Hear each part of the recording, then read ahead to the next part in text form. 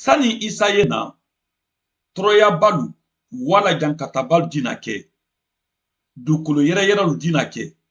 kɛlɛ ani kɔnkɔ fitinalu ala jul dina fanka sɔrɔ ka dugukolo kunnasi koju dina wara ani adina kɛ iko setanabara sudan ala kan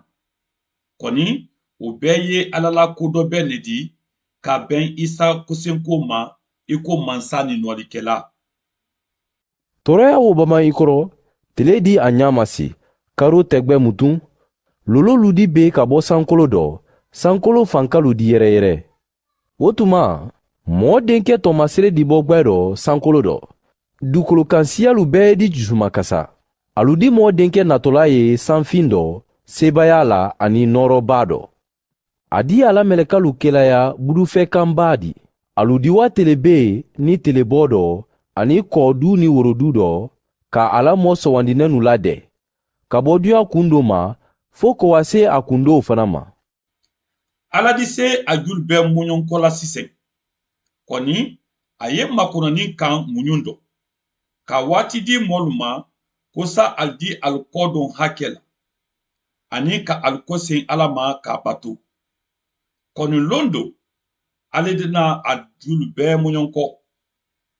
Isa natɔ fankaba le dɔ kana a denu ta ka koju setana ani ala jul bɛɛ nɔ ala jul dina a kɛlɛ kɔni ali tina sudanna a sɛbɛnnen lankɛnɛmayali kitabu 17 haya 14 dɔ ko wolodi wuli ka saaden kɛlɛ kɔni saaden di se alu la ba ale le faamalu dɔ faama ni mansalu dɔ mansa di minnu ye a fɛ wolu le kilida k'alu ɲɛnatɔmɔ alu don dɛnkɛnɛyanen Isa tena a lɔ la fani a ma jul bɛɛ nɔ fani koju ma muɲɔnkɔ a dina setana ani ala jul bɛɛ la fili jahanama ani kawa a denu di alijinɛ o dina kɛ lonba di ala denu ɲɛ ani jankata lonba mɔli ɲɛ mɛn mala Isa la i ye ala jul le di wala a den n'i ma kɛ ala fɛ i ye setana le fɛ yɔrɔ gwɛrɛ tɛ yen olu kɔ alu di se a lɔnna di ko alu ye ala den ne di a dɔgbɛ mɛn fɔnen sɛbɛli sanumani dɔ ko mɛn dɔ an dali lɔn wo le ye ala jamarilu labato di mɔɔ mɛn y'a fɔla ko n k'a lɔn a don tɛ ala jamarililu labato la wo ye wuyafɔla le di tuɲa tɛ wo fɛ kɔni mɔɔ mɔ b'a la kuma labato tuɲafɔbolo ma ala la kanintɛya di dafa wo t'i fɛ wo b'a kɛ an d'a lɔn ko an y'a fɛ mɔɔ mɛn b'a fɔ ko a y'a fɛ wo ka kan ne ka taama yɔ ale yɛrɛ taamadanya mɛn ni ala diyala i ɲɛ telenbaya di diya i ɲɛ ala kan mina lɔ di kɛ i dusukun na i di i la ɲɛnamaya la taama i ko Isa ka kɛ ɲamɛn ma ka yafa mɔlu ma ka gelimangolu diya i ɲɛ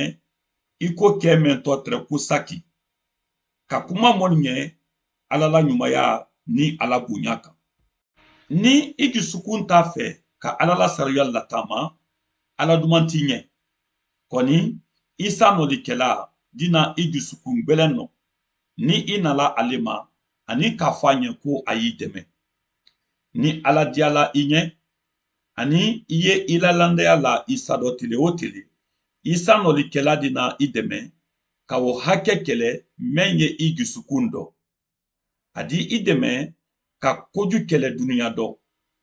koju siyaman le ye kɔni kibaru ɲuman kelen ne tɛ i ɲɛ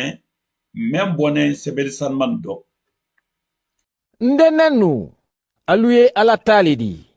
alu bada sebaya sɔrɔ alu kan ba mɛn y'alu fɛ wo le ka bon ka tɛmɛ duɲa ta kan Isa ka bon a bɛɛ di a ye El Sadayi le di mɛn kɔrɔ ye ko ala sɛnbɛ bɛɛ ti a ye kɔrɔtanɛnba le di Isa ye nɔlikɛla bɛɛ dɔ bonba le di mɛn dina kojulu bɛɛ nɔ a fɔ i y'a fɛ k'a fɔ Isa nɔlikɛlaba ɲɛ ko a y'i dɛmɛ ka koju bɛɛ bɔ i la ɲɛnamaya dɔ